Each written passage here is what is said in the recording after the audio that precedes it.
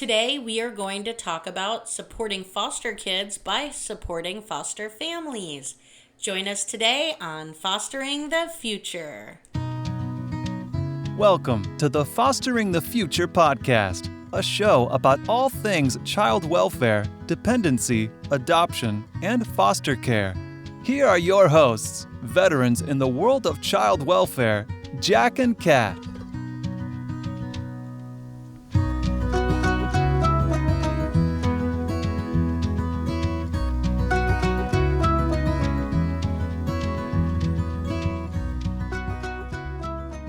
We believe that every human has incredible and equal value regardless of what side of the courtroom we sit on.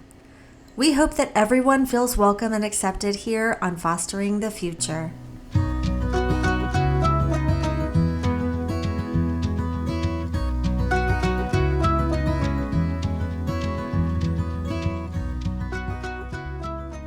Make sure you follow us on Facebook or Instagram as Fostering the Future Podcast, or check us out on our website at fosteringthefuturepodcast.org.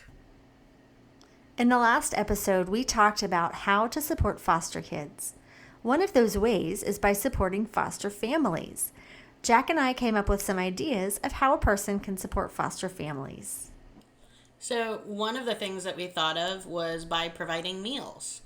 So, as we talked about previously, fostering takes up a lot of time, and especially when you get a new placement, sometimes things are a little bit chaotic, and if someone were to come in and just drop off a meal or have something sent over, it makes such a difference. I remember the first week we became foster parents, a friend of mine who had also adopted from Africa had pizzas sent over. It's just genius and so easy and so helpful. It was so sweet because it wasn't just the pizza.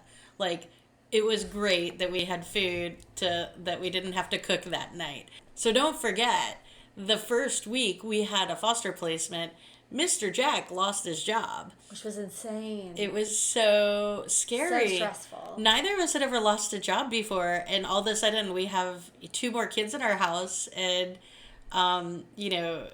just not knowing what the future would hold. But, so it wasn't just that they, made it easy for us to not think about a meal that night, but the fact that it just made us feel like we were loved and supported and cared for. So, making a meal for a foster family, whether it's hey, they just got a new placement, let's send over a meal, or, oh my gosh, they just had this placement they've had so long, go home, I feel so bad. Let's cheer them up with an Uber Eats order, I think, or just drop off a casserole, anything like that, or even just on a normal week, that is such an amazingly helpful thing to do for a foster family. And anything you're doing for a foster family, you're doing for a foster kid. Absolutely, yeah. And traditional foster parents, the rate of pay is really low. And so it's always going to be a huge help too financially to provide food and meals to foster families. Absolutely. Another way you can really help foster families or foster kids by helping foster families is by providing babysitting. So if you know a foster family, by offering to babysit, if you feel like that's in your skill set, is a huge help to those families. Especially, let me just tell you, Kat, that is one way that you have really blessed my family is by helping out, when I can't find somebody to watch a kid and I have to go somewhere for a doctor's appointment or court. You have helped me so many times in that way, and that is a huge way that you have blessed a foster family. I'm so glad that's been helpful. Not to mention my kids get so excited when you come over. Yay! Especially because foster parents, the rate of pay is so incredibly low. If you had to pay a babysitter, you legitimately could pay everything that you're being reimbursed for that whole week, you could pay for a babysitter. Right. It's insane, especially by the time you feed them. I mean, it would just be gone. Yeah. And so, and kids don't belong in places like courtrooms. Yeah. So, and we got to go to court a lot, and some specialty courts, you have court every single month. And if the child is, it would not be appropriate for them to be there, depending on the parent's behavior or some of the things they might not need to hear.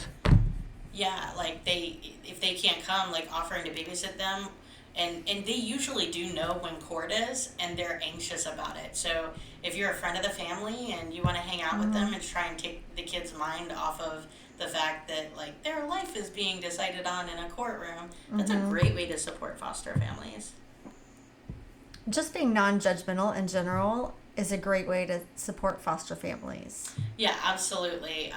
You know, everybody says things we don't mean sometimes, but if you can try and, you know, keep in mind that, you know, foster families are just trying to do the best they can for their kids and, you know, trying to help in the way that they know how to.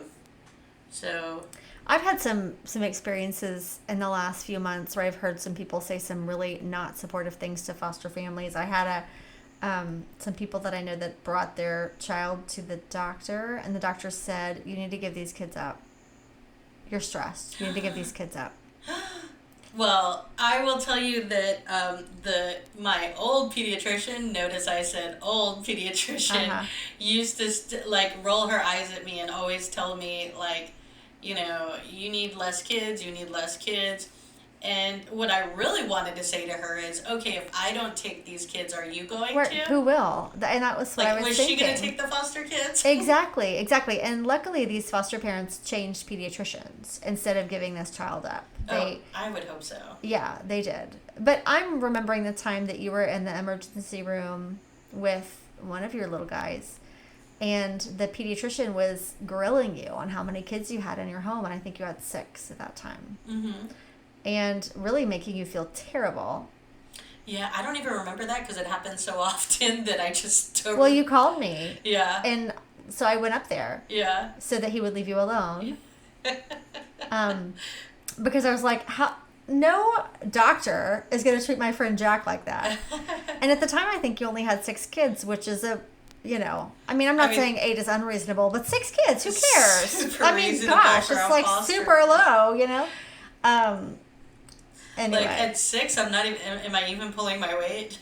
Seriously. I think that I think there was something like respiratory going on. It wasn't even a big deal, but yeah, I couldn't even believe that he was giving you a hard time. Not necessary. And so having friends that are supportive. And I realized that the audacity of me to say this, as I am a friend of a foster parent, is ridiculous. But it's important to not be judgmental. Yeah, absolutely. And another thing I would say is try not to probe for details, because the information that we have about our kids is confidential, and we have to keep that confidential. But beyond like the legalese of that, these kids are deserving of their privacy. It's true. Like if a child came to my house and something happened to them in their past, and I was telling everybody I knew, or anytime somebody asked, like I felt like I needed to tell them something, like that's a huge invasion, and then that might make that child feel uncomfortable and not trusting. So I feel like it's a very supportive thing to foster families to not be probing for details about the kids that are in their care. I think so too. And just to like piggyback on that, like we live in an era where we've never lived in before, where we have social media. And even with biological children or adopted children, we have to really be careful with their privacy. You know, if you have a child with a diagnosis, it's important not to blast that on social media. You know, Johnny's ADHD's flaring up again. You know, like, well, maybe it's nobody's business that Johnny has ADHD. You know, kids have the right to privacy. And at some point, Johnny's going to be old enough to go on Facebook /Insta /Twitter /TikTok /Snapchat, and he's going to potentially see what you wrote, and maybe he's going to feel uncomfortable about it, but... Yeah, and so, you know, we certainly shouldn't be doing that on social media about foster kids, but you know, to remember that when we're talking to other people about foster kids also, they have the right to privacy. Absolutely. To be emotional support, I think, is very helpful. To be a good listener... Listening without judgment. 100%. You know, I know there are some people that I can call when I'm stressed or anxious about a situation with one of my foster kids, and I know some people that I could call would be, you know, kind of take the note of like, well, you signed up for this, and you know, what did you expect? And some people I could call would just be like an ear and be like, I'm so sorry this is happening. to you, Jack, or to this kid, or I'm so sorry that you are stressed about this, or just to listen. And that's a huge support, just to have someone to call and make you feel more sane. Mm-hmm. Exactly. Another way you can support families who are helping in the foster care system is to provide some resources such as socks, underwear, pajamas, clothing, pajamas. There's nothing like a freshly bathed kid ready for bed and pajamas, freshly worn out. When I smelled my baby this morning when he came out of the shower, I just wanted to eat him up. Oh yes. Yeah. Nothing like a properly worn out baby that's been freshly bathed and Yes. freshly jammed. Yeah, but we talked about in the other episode how expensive jammies and socks and underwear are, and that is like a huge thing to do for foster families, is to bring their foster kiddos, or if they've got non-foster kiddos, maybe bring everybody a pair of socks that day. Like that's because then it goes into the whole we want them all to feel the same and equal. Yes. And when people come by and drop stuff off for the foster kids, they feel like maybe a quote charity case, rather than if you're bringing it for like all the kids in the house. It makes them feel included and part of something. You know who's really good about that is your family. Your family's really good at that. Yeah. So, and that's kind of what the next thing that I wanted to say would be to treat all kids in that house equally. So I really feel like I've never had a problem with this with my friends and family. However, I know lots of other foster parents who have, where they have Christmas per se, and then they have relatives who come by and just give presents to their adopted or biological kids and not to the foster kids. And that puts the foster parent in a horrible position, because like that child's been through enough, let alone to have family come by and make them feel further excluded. So if you want to come to a house where there is foster kids living, if you are not going to bring a gift for the foster kids and you are for everybody else, just don't bring a gift at all. Honestly, like I don't need people to bring gifts for my kids, and if they come and bring gifts for everybody, that's very kind. And it doesn't matter what it is. Kids love anything. You could give them each a pencil, and they would hug that pencil and go to bed with it. And but if you're going to just bring something for my adopted kids, then I'd rather you not bring anything at all. So definitely it's a matter of like making them all feel treated equally. Yeah, and Jack's family is really good about that. I've always been impressed about how when your family comes, even like at Christmas, when you have a brand new kid, that kid is spoiled rotten. I get some grief sometimes because they'll be like, oh, I gotta do last minute Christmas shop. It's like, calm down, I got stuff for them, I'll give it to you to give them. But my family's really good about that. They are really good about that. Yeah, so if you want to support foster families, and you have foster families in your life, treating all of the kids equally really just makes a big difference for all of them, makes them feel more part of the family when family and friends comes to that house and treats them like part of the crew. So another way you can support foster families is to help support organizations that support foster families. And there are a lot of them out there, such as... Absolutely. We know of one organization called Hope Sails, where they take foster families out on sailing trips and they give them a respite weekend. You could donate to organizations like that, or Man Up Tampa Bay has done some incredible things for foster families in the past year. During when COVID was really bad, they were bringing every foster family like a meal. Awesome. They came, I think it was Chick-fil-A, and it was these huge platters, and even though we are a pretty large family, it fed us for like 2 or 3 days, and it was really only meant for That's one meal. really impressive. Yeah, it was so sweet. In fact, Another thing I heard about that Man Up Tampa Bay did was there was a foster family, and this is an incredible foster family. I want to be this woman when I grow up. She is the type of person that would give you the shirt off her back, her shoes, and everything else. She's incredibly giving and loving and kind to everyone around her and never asks for anything from anybody. And apparently someone found out that they had a problem with their roof and needed to get it fixed. And Man Up Tampa Bay got a couple companies together and they donated it. That's the labor, incredible. the materials. Yeah, she was floored. So organizations like Man Up Tampa Bay, Hope Sales, making financial donations to them is a great way to support foster families, which supports foster kids. And something else is that, if you have a friend who's a foster family, tell the parents to go on a trip with Hope Sales and you can watch the kids for the weekend. Oh yeah, that's great. And this family has how many kids? Like in the teens? I mean, in total, I think it's 18, but a lot of them have grown up and moved out. I'm not sure of the exact number in the house at the time, but that contribution helps support all those kids. oh, absolutely. Even the ones that don't live in the house, because they're a part of that family. Yeah. And this woman has kids with special needs, and she loves the crap out of all of them.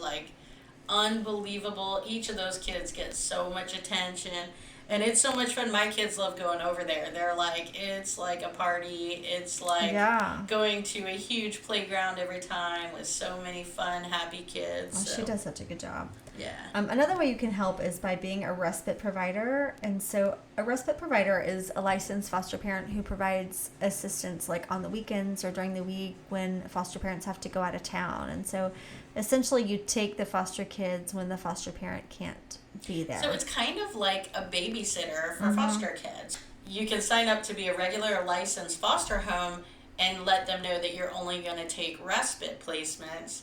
And then, you could take kids on the weekends. Let's say you have a really busy week with your job and you're not able to be a full-time foster family.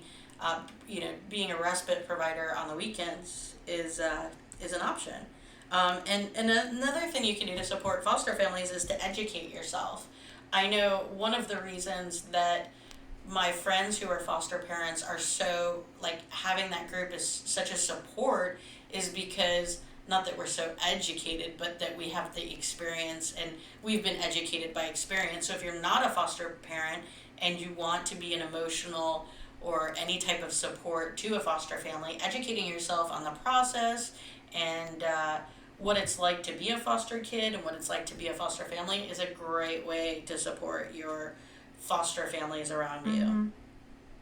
So, and another thing I would say is to teach your kids to love your foster family kids and to not make them feel different. So one of the things is that a lot of foster kids like hanging out with other foster kids because there's not a lot of questions. Nobody's, judging anyone. Nobody's making any weird statements or questions about your biological parents or your, quote, real parents. And, so if you can educate your kids to treat foster kids just like anybody else, to not, to know what is appropriate and not appropriate to say or ask them. I think that's a great way to support foster families and foster kids. I think so too. These are all great ideas. So that's all we've got for you today. Thanks for joining us. See you on the next episode. Thank you so much for joining us today. Make sure you subscribe and follow us on social. We hope that you join us again next time and keep on fostering the future.